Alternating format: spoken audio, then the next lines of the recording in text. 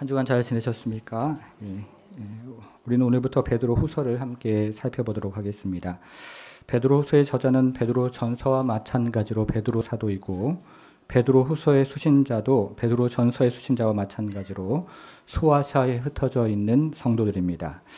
그런데 오늘부터 살펴보는 베드로 후서는 다소 어렵습니다. 오늘날과 매우 다른 역사적인 배경과 또 문화적인 배경을 가지고 있기 때문에 어렵기도 하고, 한 구절 한 구절이 앞에 있는 내용과 그리고 뒤에 있는 내용과 시줄과 날줄처럼 연결이 되어 있기 때문에 어렵기도 합니다.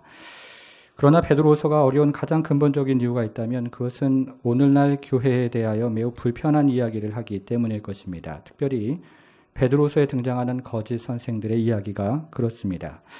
그러나 우리는 베드로후서를 통해서 주시는 하나님의 음성을 들으면서 오늘날 우리 교회를 다시 한번 사랑하고 품고 기도하는 그런 기회가 되기를 바라는 것입니다. 이제 오늘 본문을 살펴볼 텐데요. 오늘은 설교 노트를 잘 따라가면서 함께 살펴보도록 하겠습니다. 설교 노트에 보니까 오늘 본문의 첫 번째 메시지는 성도에게 주시는 놀라운 은혜가 있습니다 하는 내용입니다. 성도에게 주시는 놀라운 은혜가 있습니다. 주보 3면에 말씀 노트가 있죠. 제가 앞에서 말씀을 드린 것처럼 베드로후서는 다소 어렵습니다. 이것은 오늘 본문을 시작하는 3절과 4절도 마찬가지입니다. 여러분 3절과 4절을 다시 한번 읽어보겠습니다. 3절과 4절 다시 한번 읽습니다. 시작. 그의 신기한 능력으로 생명과 경건에 속한 모든 것을 우리에게 주셨으니 이는 자기의 영광과 도로서 우리를 부르신 이를 알므로 말미암으라. 이로써 그 보배롭고 지극히 큰 약속을 우리에게 주사 이 약속으로 말미암아 너희가 정욕 때문에 세상에서 썩어질 것을 피하여 신성한 성품에 참여하는 자가 여러분 원문으로 읽어보면 이것이 하나의 문장으로 되어 있는데 이것을 한마디로 요약을 한다면 저는 성도에게 주신 놀라운 은혜 이렇게 한마디로 요약을 해보고 싶습니다. 이렇게 베드로서는 성도에게 주신 놀라운 은혜에 대한 이야기로 시작을 합니다. 여러분 그런데 하나님께서 성도에게 주시는 놀라운 은혜는 전 생애를 걸쳐서 주시는 것이기 때문에 과거에 주시는 은혜도 있고 또 현재의 은혜도 있습니다. 그러면 오늘 본문에서 이야기하는 과거의 은혜는 무엇일까요? 3절 하반절을 한번 보겠습니다. 3절 하반절 보니까 이는 자기의 영광과 더불어서 우리를 어떻게 하셨습니까? 부르신 이를 알므로 말미암음이라 이렇게 얘기를 합니다. 부르심의 은혜가 있다는 것입니다. 하나님께서 성도에게 주신 과거의 은혜는 부르심의 은혜입니다. 여러분 주보에 과거의 은혜라고 되어 있는데요. 그 옆에다가 부르심이라고 이렇게 한번 적어보겠습니다. 며칠 전이었습니다. 한 제자로부터 아버지가 돌아가셨다는 소식을 듣게 되었습니다. 그런데 이 자매에게는 이런 사연이 있었습니다. 이 자매의 아버지는 암으로 투병을 하셨는데 예수님을 믿지 않는 분이었습니다. 그런데 이제 병원에서 더 이상의 방법이 없으니 임종을 준비하라고 이야기를 했습니다. 그때부터 아버지의 건강은 급격히 나빠졌고 저에게 기도 부탁을 해왔습니다. 그때 저는 외국에 있었기 때문에 이 자매에게 복음을 전하라고 그렇게 이야기를 했습니다. 그런데 이 자매가 이렇게 이야기를 합니다. 목사님, 복음을 전해야 하는데 입이 안 떨어져요. 이렇게 얘기를 합니다. 이 자매는 가정에서 혼자 믿음 생활을 했기 때문에 저는 이 자매의 이야기가 충분히 이해가 되었습니다. 그러나 다시 복음을 전하라고 이야기했습니다. 지금이 마지막 기회일 수도 있고 그리고 그 가정에서 복음을 전할 수 있는 사람은 바로 자매이기 때문에 복음을 전하라고 이야기를 했습니다. 그리고 얼마의 시간이 흘러서 이렇게 연락이 왔습니다. 목사님, 아버지가 의식이 있을 때 복음을 전했는데 아버지의 마음이 옥토바지 되어서 말씀에 아멘 할 수 있도록 기도해 주세요. 이렇게 연락이 왔습니다. 그리고 얼마의 시간이 흘러서 다시 이렇게 연락이 왔습니다. 목사님 며칠 전에 의료진이 임종을 준비하라는 이야기를 듣고 크게 낙심을 했는데 그러나 하나님께서는 소망을 놓지 않으셨습니다. 마치 히스기야에게 다시 한번 기회를 주신 것처럼 아버지에게 다시 한번 기회를 주셔서 아버지가 직접 찬송을 올려드릴 기회가 있었습니다. 이렇게 연락이 왔습니다. 그리고 지난 수요일에 마지막으로 이렇게 연락이 왔습니다. 목사님, 아빠가 믿지 않은 고모와 삼촌 앞에서 예수님을 영접하고 소천하셨습니다. 엄마도 아빠가 예수님 영접하는 것을 보면서 함께 영접을 했습니다. 이렇게 연락이 왔습니다. 여러분, 하나님께서 마지막까지 이 영혼을 붙잡아 주시고 그리고 불러주신 것입니다. 이렇게 성도에게는 부르심의 은혜가 있습니다. 여러분, 그런데 하나님께서 우리를 어떻게 부르셨을까요? 다시 3절을 한번 보겠습니다. 3절에 보니까 이는 자기의 무엇입니까? 영광과 덕으로서 우리를 부르시니 라고 이야기합니다. 하나님께서 우리를 부르실 때에 자기의 영광을 걸고 부르셨다는 것이고 자기의 덕을 걸고 부르셨다는 것입니다. 이렇게 하나님께서는 성도를 부르실 때 자기의 영광과 덕으로 부르십니다. 이것을 로마서 11장 29절에서는 이렇게 이야기를 합니다. 로마서 11장 29절 화면으로 같이 한번 보겠습니다. 어떻게 얘기합니까? 하나님의 은사와 부르심에는 후회하심이 없느니라. 이렇게 이야기를 합니다. 하나님의 부르심에는 후회함이 없는 것입니다. 저와 여러분을 부르신 하나님의 부르심에는 후회함이 없는 줄 저희가 믿습니다. 놀라운 은혜입니다. 이렇게 하나님께서 성도들에게 주신 과거의 은혜는 부르심의 은혜라고 할 수 있습니다. 그러면 하나님께서 성도들에게 주시는 현재의 은혜는 무엇일까요? 다시 3절을 한번 보겠습니다. 3절 보니까 이는 자기 영광과 덕으로서 우리를 부르신 이를 알므로 말미암음이라. 이렇게 얘기를 합니다. 예수님을 알아가는 은혜가 있다는 것입니다. 하나님께서 성도들에게 주시는 현재의 은혜는 예수님을 알아가는 은혜입니다. 여러분, 현재의 은혜 그 옆에다가요, 예수님을 알아감 이렇게 한번 적어보겠습니다. 그러면 예수님을 알아가는 것이 무엇일까요? 우리가 지금 살펴보고 있는 베드로후서에는 안다라는 말이 두 가지로 사용이 됩니다. 우리말로는 모두 안다라는 표현으로 되어 있지만 원문에서는 안다는 말이 두 가지로 사용이 되었습니다. 예를 한번 들어보겠습니다. 여러분 1장 20절을 한번 보시겠습니까? 1장 20절 보니까 이렇게 시작을 하죠. 먼저 알 것은 이렇게 시작을 합니다. 자, 이번에는 3장 3절로 한번 가보겠습니다. 3장 3절을 보겠습니다. 여기도 이렇게 시작을 합니다. 먼저 이것을 어떻게 합니까? 알지니 이렇게 시작을 합니다. 우리가 지금 두 구절을 살펴보았는데 여기서 안다는 말은 일반적인 지식이나 정보를 안다는 의미입니다. 일반적인 지식을 아는 것이고 일반적인 정보를 안다는 뜻입니다. 여러분, 그러나 우리가 살펴보고 있는 1장 3절은 그렇지가 않습니다. 1장 3절에서 안다는 말은 체험적으로 안다는 말이기 때문에 이것은 어떤 사람의 인생을 결정적으로 바꿔놓는 지식을 뜻하는 말입니다. 여러분들은 찬송가 305장 나 같은 죄인 살리신 이 찬송을 좋아하시리라 생각을 합니다. 이 찬송을 지은 사람은 존 뉴턴이라는 사람인데요. 이 존 뉴턴의 어머니는 매우 경건한 사람이었습니다. 그런데 존 뉴턴이 7살이 되던 해에 어머니가 폐병으로 돌아가셨고 그때부터 존 뉴턴은 매우 거칠고 난폭한 사람이 되었다고 합니다.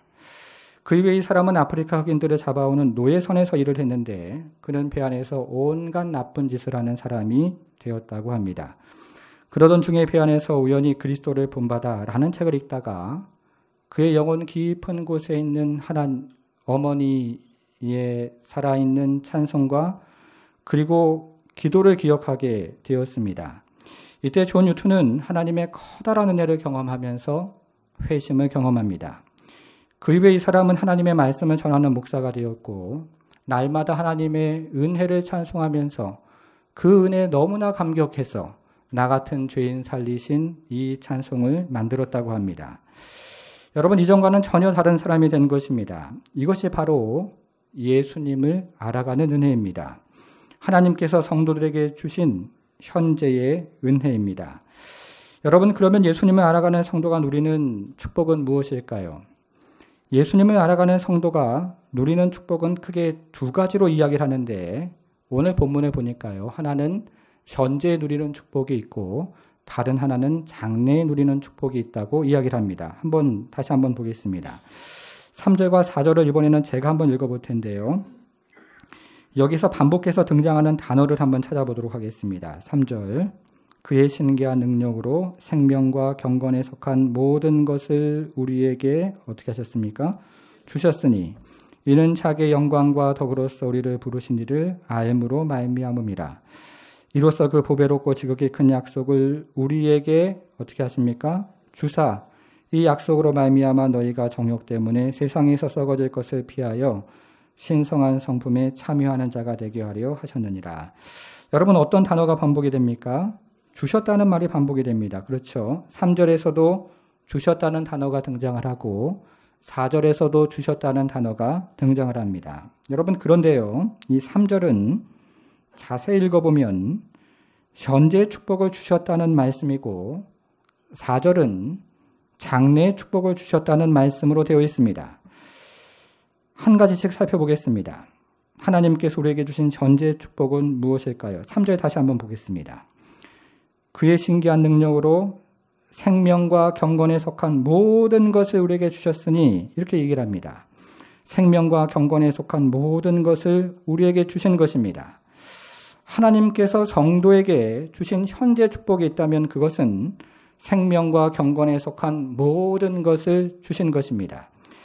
여러분 현재 축복 옆에다 이번에는 생명과 경건이라고 한번 적어보겠습니다. 여러분 그러면 이것이 얼마나 중요하겠습니까? 성경의 이야기는 창조의 이야기로 시작을 합니다. 하나님께서 세상을 창조하시고 그리고 자기 형상에 따라서 사람을 창조하셨습니다. 그리고 하나님은 사람을 에덴 동산에 두시고 동산을 지키고 다스리게 하셨습니다.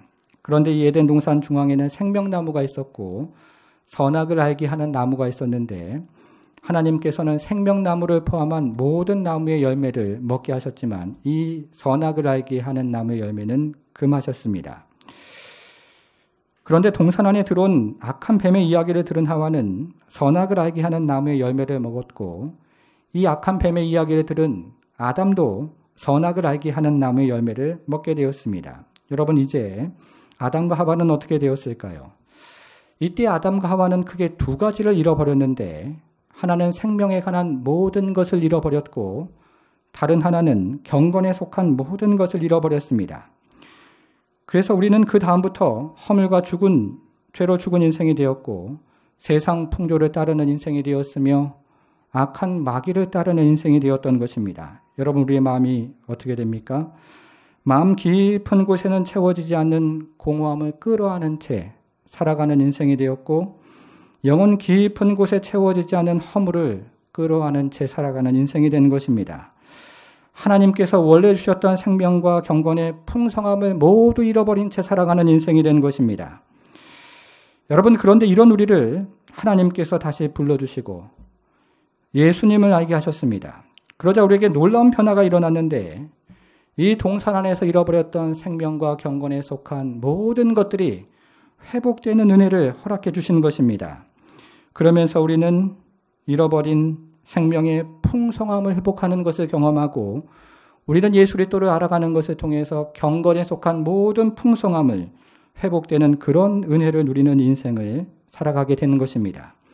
여러분 이것이 현재의 우리가 누리는 축복인 것입니다. 그러면 성도가 장래 누리는 축복은 무엇일까요? 이번에는 4절을 한번 보겠습니다. 4절.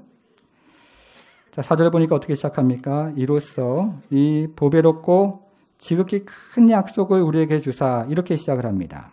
보배롭고 지극히 큰 약속이 있다는 것입니다. 성도가 장래 누리는 축복은 보배롭고 지극히 큰 약속입니다.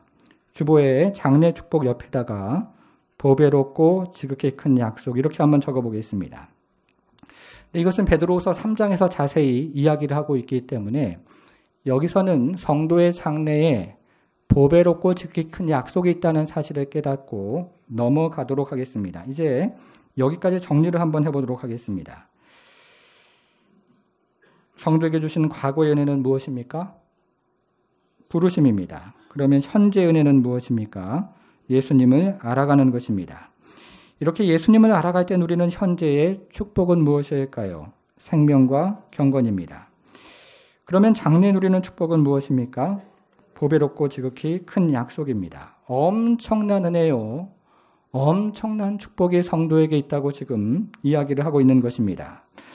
성도 여러분, 그러면 하나님께서 이렇게 엄청난 은혜와 축복을 우리에게 허락하신 이유가 무엇일까요? 4절을 다시 한번 보겠습니다. 4절 마지막에 보니까요. 신성한 성품에 참여하는 자가 되게 하려 하셨느니라. 이것이 목적입니다. 하나님께서 이렇게 엄청난 은혜와 축복을 주신 목적은 바로 신성한 성품에 참여하는 자가 되게 하려고 하셨던 것입니다. 이것이 하나님께서 원래부터 계획하셨던 바로 그 목적이라는 말씀입니다. 자, 그래서 이번에는 두 번째로 이 신성한 성품에 대해서 함께 생각을 해보겠습니다. 둘째, 그러므로 성도는 신적 성품으로 자라가야 합니다. 신성한 성품으로 자라가야 합니다. 자, 이제 5절부터 7절을 같이 한번 읽어보겠습니다. 5절부터 7절 같이 읽습니다. 시작. 그러므로 너희가 더 힘써 너희 믿음의 덕의 지식의 절제의 인내의 경건의 형제 우애의 사랑을 더하라. 여러분 여기 몇 가지 신적 성품이 등장을 합니까? 8가지죠. 그렇죠? 원문으로 읽어보면 이것이 모두 실타래처럼 연결이 되어 있습니다. 이제 하나씩 한번 살펴보도록 하겠습니다. 가장 먼저 등장하는 신적인 성품은 믿음입니다. 그러면 믿음은 무엇일까요? 이렇게 한번 적어보겠습니다. 믿음은 신적 성품의 시작입니다. 그런데 여기서 이야기하는 믿음에는 몇 가지 특징이 있습니다. 첫째, 믿음은 하나님으로부터 받는 것입니다. 우리에게 나오는 것이 아닙니다. 1절 하반절을 한번 보겠습니다. 1절 하반절에 보니까요. 보배로운 믿음을 우리와 함께 받은 자들에게 편지하노니 이렇게 얘기를 합니다. 이렇게 믿음은 하나님께로부터 받는 것입니다. 둘째, 이렇게 하나님으로부터 받은 믿음은 누구에게나 동일하다고 이야기합니다. 여러분 우리가 읽은 1절에서요. 동일하게 라는 말을 한번 찾아보겠습니다. 네, 찾았습니까? 우리가 읽은 1절에는 우리라는 말이 등장을 하는데 여기에 등장하는 우리라는 말은 사도들을 의미하는 것이기 때문에 예수님의 말씀을 직접 듣고 예수님의 부활을 직접 목격한 사도들의 믿음이나 지금 이 편지를 받고 있는 소아시아의 성도들의 믿음이 동일하다고 이야기하고 있는 것입니다. 다시 한번 말씀을 드려보겠습니다.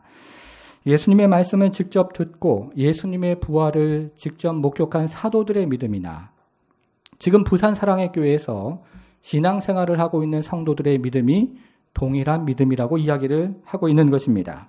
여러분 믿으십니까? 그런데 이 믿음은 신앙생활의 시작이기 때문에 신적 성품의 제일 첫 번째 덕목으로 이 믿음이 등장을 하고 있는 것입니다. 자, 그러면 믿음 다음에 등장하는 덕은 무엇일까요? 덕은 믿음의 바른 방향이라고 생각을 해보겠습니다. 여러분 어떤 사람이 믿음이 강하다고 하는데 덕이 없으면 어떻게 될까요? 어떤 사람이 믿음이 강하다고 하는데 덕이 없으면 그 사람 때문에 주위에 있는 사람들이 상처를 받고 실족을 하게 됩니다. 이것은 교회도 마찬가지입니다. 어떤 교회가 힘이 있고 믿음이 강하다고 하는데 덕이 없으면 그 교회 주변에 있는 사람들이 상처를 받고 실족을 하게 되는 것입니다. 그래서 믿음에는 덕이 필요한 것입니다. 자, 세 번째 신적인 성품은 지식인데요. 지식을 한번 찾아보겠습니다. 지식은 무엇일까요? 이렇게 한번 적어보겠습니다. 지식은 덕을 세우는 분별력. 이렇게 한번 적어보겠습니다. 여러분 우리가 지금 반지하를 포함해서 4층짜리 건물에서 예배를 드리고 있는데 이 같은 건물을 짓기 전에 가장 먼저 만드는 것은 설계도입니다. 건물을 만들려고 하는데 기초가 어떻게 돼야 되는지, 벽을 어떻게 쌓아야 하는지, 지붕을 어떻게 올려야 하는지를 알지 못하면 아무리 건물을 짓고 싶어도 그리고 모든 재료가 준비가 되어도 건물을 지을 수가 없는 것입니다. 이렇게 집을 짓고자 하는데 가장 먼저 필요한 것이 설계도인 것처럼 이와 같은 역할을 하는 것이 바로 지식이라고 이야기를 하는 것입니다. 베드로 전서에는 예를 들어보겠습니다. 여러분 교회 장로들이 가져야 하는 지식은 무엇일까요? 주장하지 말고 본을 보이는 것입니다. 일반 성도들이 가져야 하는 지식은 무엇입니까? 겸손하고 순복하는 것입니다. 여러분 그러면 아내들이 가져야 하는 지식은 무엇일까요? 잊어버리셨습니까? 아니면 아내분들이 이야기하기가 껄끄러운 것입니까? 무엇입니까? 남편들에게 순종하는 것입니다. 그렇죠? 그러면 남편들이 가져야 하는 지식은 무엇입니까? 아내를 귀히 여기는 것입니다. 자, 이렇게 덕에는 지식이 필요하다는 것입니다. 그러면 지식의 문제는 무엇일까요? 고린도전서 8장 1절 화면으로 함께 보겠습니다. 네, 제가 한번 읽어보겠습니다. 고린도전서 8장 1절. 우상의 제물에 대해서는 우리가 다 지식이 있는 줄을 아나 지식은 어떻게 합니까? 교만하게 하며 지식만 넘쳐나면 교만하게 된다고 이야기를 합니다. 그래서 필요한 것이 무엇일까요? 절제가 필요한 것입니다. 자, 그 다음 덕목이 절제인데요. 이 절제가 무엇일까요? 절제는 권위를 인정하는 힘, 이렇게 한번 적어보겠습니다. 권위를 인정하는 힘이라고 적어보겠습니다.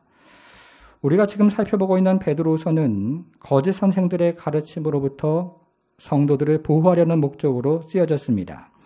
그런데 당시 거짓 선생들의 가장 중요한 특징이 있다면 그것은 바로 권위를 인정하지 않는 것이었습니다. 베드로서 2장 10절을 한번 보겠습니다. 베드로서 2장 10절. 2장 10절에 보니까요. 주관하는 일을 멸시하는 자들, 이 말을 한번 찾아보겠습니다. 그리고 영광 있는 자들을 비방하거니와, 이 말도 한번 찾아보겠습니다. 이것이 당시 거짓 선생들이 교회 안에서 했던 행동들이었습니다. 하나님께서 세우신 권위를 무시하는 사람들이었습니다. 절제가 없었던 것입니다. 이렇게 절제는 권위를 인정하는 힘이 되는 것입니다. 다섯 번째 신적인 성품은 인내인데요. 인내는 무엇일까요? 인내는 절제를 지속하는 힘입니다. 성경에서 인내라는 단어가 가장 많이 사용된 곳은 신약 성경의 공동서신인데, 공동서신을 시작하는 야고보서는 인내라는 말로 시작을 하고 공동서신을 마무리하는 유다서는 인내라는 말로 마무리를 합니다. 여러분, 그러면 성경이 이토록 인내를 강조하는 이유가 무엇이겠습니까?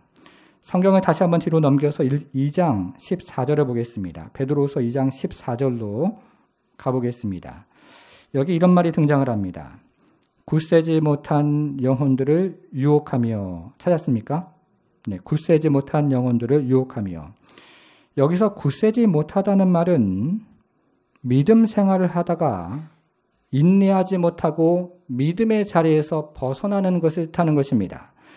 여러분, 그러면 그 인생이 어떻게 될까요? 2장 20절을 보겠습니다. 20절에 보니까, 마지막을 보니까요. 그 나중 형편이 처음보다 어떻게 됩니까? 더 심하리니, 이렇게 얘기를 합니다. 신앙생활을 하다가 인내하지 못하고 유혹에 넘어지면 나중이 더 나빠진다고 이야기를 하는 것입니다. 여러분, 그래서 신앙생활에서 중요한 덕목 중에 하나가 인내입니다. 성도 여러분, 신앙생활을 하다가 어려운 일 많으시죠? 고난도 많고 환난도 많고 어려운 일들이 성도들에게는 많이 있습니다. 그러나 인내하십시오. 하나님께서 때가 되면 은혜를 주시고 피할 길을 주셔서 우리 가운데 하나님의 성품으로 만들어 가시고자 하는 뜻이 그 안에 있는 줄로 저희가 믿는 것입니다. 자, 그러면요, 그 다음 성품은 무엇입니까? 경건입니다. 경건은 인내의 열매라고 적어보겠습니다. 우리가 앞에서 경건을 살펴보았기 때문에 여기서는 인내의 열매라고만 적고 넘어가도록 하겠습니다. 이제 7번째 신적 성품은 형제우애인데요. 형제우애는 무엇일까요? 형제우애는 참된 경건의 증거가 됩니다. 여러분, 어떤 사람이 하나님을 영화롭게 하기를 원하고 그리고 하나님 앞에 영광을 돌리기를 원한다면 그 사람이 하나님을 사랑하는 증거는 바로 형제를 사랑하는 것으로 드러나는 것입니다. 예를 한번 들어보겠습니다. 성경을 앞으로 넘겨서 베드로 전서로 한번 가보겠습니다. 2장 17절을 보겠습니다. 베드로 전서 2장 17절. 무사람을 공경하며 형제를 어떻게 합니까? 사랑하며. 세상 사람들은 공경하는 것이지만 주 안에 있는 형제는 사랑해야 합니다. 이번에는 성경을 다시 한번 뒤로 넘겨서 베드로전서 4장 8절로 가보겠습니다. 4장 8절. 무엇보다도 뜨겁게 서로 어떻게 합니까? 사랑할지니 형제를 뜨겁게 사랑하십시오. 그것이 여러분들이 하나님을 사랑한다는 증거입니다. 이렇게 지금 이야기를 하고 있는 것입니다. 이제 오늘 본문에 등장하는 신적 성품의 마지막 덕목을 살펴보겠습니다. 신적 성품의 마지막 덕목은 사랑인데요. 여러분, 사랑은 무엇일까요? 사랑은 신적 성품의 완성이 됩니다. 자, 이것을 골로새서 3장 14절은 이렇게 이야기를 합니다. 이 모든 것 위에 사랑을 더하라. 이는 온전히 매는 띠니라. 이렇게 얘기를 합니다. 사랑이 신적 성품을 완성한다고 이야기를 하고 있는 것입니다. 이제 정리를 한번 해보겠습니다. 자, 두 번째에서요. 믿음은 신적 성품의 시작이고 덕은 믿음의 바른 방향입니다. 지식은 덕을 세우는 분별력이고 절제는 권위를 인정하는 힘입니다. 인내는 절제를 지속하는 힘이고 경건은 인내의 열매가 됩니다. 형제 우애는 참된 경건의 증거이고 사랑은 신적 성품의 완성이 됩니다. 여러분 물론 여기에 등장하는 모든 신적 성품은 하나하나가 어렵습니다. 사랑하는 것도 어렵고 절제하는 것도 어렵고 인내하는 것도 어렵습니다. 저도 앞에서 설교를 하고 있지만 저부터도 쉽지가 않은 덕목이 하나하나 모든 덕목이라고 생각이 됩니다. 여러분 그런데 이것이 왜 중요하겠습니까? 다시 한번 제가 반복을 한번 해보겠습니다. 성경의 이야기는 창조의 이야기로 시작을 합니다. 하나님께서 세상을 창조하셨고 자기 형상을 따라서 인간을 창조하셨습니다. 그리고 하나님은 사람을 에덴 동산에 두시고 동산을 다스리고 지키게 하셨습니다.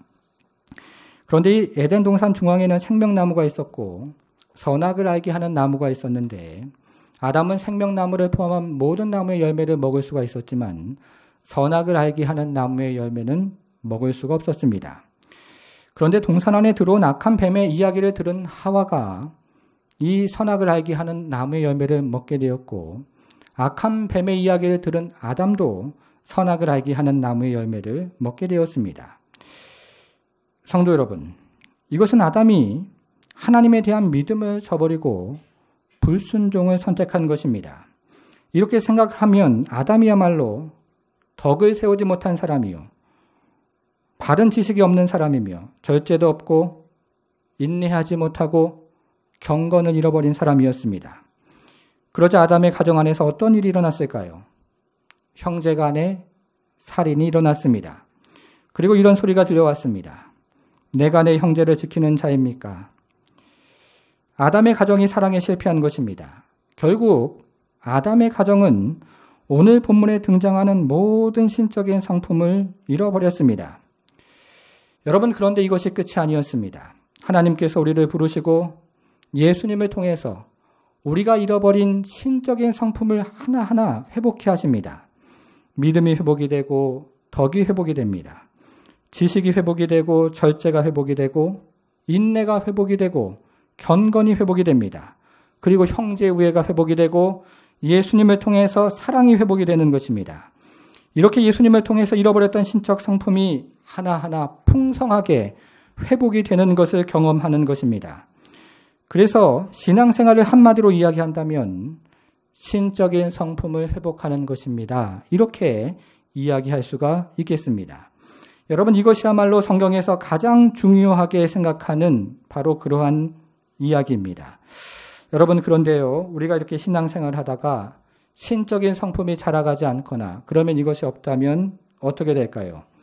이제 9절을 가지고 잠시 적용을 한번 해보겠습니다. 9절 같이 한번 읽어보겠습니다. 9절 같이 읽습니다. 시작. 이런 것이 없는 자는 맹인이라. 멀리 보지 못하고 그의 옛죄가 깨끗하게 된 것을 잊었느니라. 여러분 여기서 신적 성품이 없는 사람을 멀리 보지 못하는 맹인으로 비유를 합니다. 그러면 맹인은 누구입니까? 앞에 있는 것을 보지 못하는 사람이기 때문에 여러분 이것은 현재의 축복을 누리지 못하는 것을 뜻하는 것입니다. 그리고 멀리 있는 것을 보지 못하는 사람이기 때문에 이것은 장래의 축복을 누리지 못하는 것을 뜻하는 것입니다. 그리고 그의 옛죄가 깨끗하게 된 것을 잊었다고 이야기하고 있기 때문에 이것은 하나님께서 과거에 주신 그 축복도 누리지 못하고 있는 것을 의미하는 것입니다. 여러분 이것은 우리가 지금까지 앞에서 살펴보았던 모든 은혜를 누리지 못하는 것입니다. 과거의 은혜, 현재의 은혜, 그리고 장래의 은혜, 이 모든 것을 누리지 못하면서 살아가고 있는 사람의 이야기를 하고 있는 것입니다. 굳이 말하자면 베르사유의 궁전에서 사는 거지와 같은 그런 꼴이다, 이렇게 생각을 해볼 수가 있는 것입니다. 그것을 맹인으로 비유하고 있습니다. 성도 여러분, 혹시 여러분 중에 구원만 받으면 됐지 이렇게 생각을 하는 분은 없습니까? 우리의 신앙생활은 집을 짓는 것과 같습니다. 집을 지으려면 믿음이라는 기초만 필요한 것이 아닙니다. 그 위에 덕이라는 기둥을 세우고 지식이라는 벽을 세워야 합니다. 그런 다음에 절제라는 톱으로 다듬어야 하고 그리고 인내로 더 이상 흔들리지 않도록 연결을 해야 합니다. 그리고 경건의 지붕을 지어야 하고 형제 사랑으로 신뢰 장식을 해야 합니다. 그러면 비로소 사랑의 교제가 가능한 집이 생기는 것입니다. 여러분 그런 때 많이 돼요. 기초가 되는 믿음만 덜렁 있다면 어떻게 될까요? 한낮의 뜨거운 햇빛을 견딜 수도 없고 한밤의 차가운 한기를 견딜 수도 없습니다. 한여름의 폭풍우를 피할 수도 없고 한겨울의 서리를 피할 수도 없는 것입니다. 이런 것이 바로 구원만 받으면 됐지라고 생각하는 것입니다. 하나님께서 성도에게 베풀어 주신 모든 은혜와 축복을 누리지 못하는 것입니다. 사랑하는 성도 여러분, 여기는 모든 성도들은 하나님께서 성도들에게 주신 모든 은혜와 축복을 누리는 성도가 되기를 바랍니다. 그 하나님께서 우리에게 주시는 이 신적인 성품의 놀라운 은혜를 사모하고 경험하며 풍성하게 예수 그리스도를 닮아가는 인생으로 누리며 자라가는 그런 인생이 되기를 주님의 이름으로 축복합니다.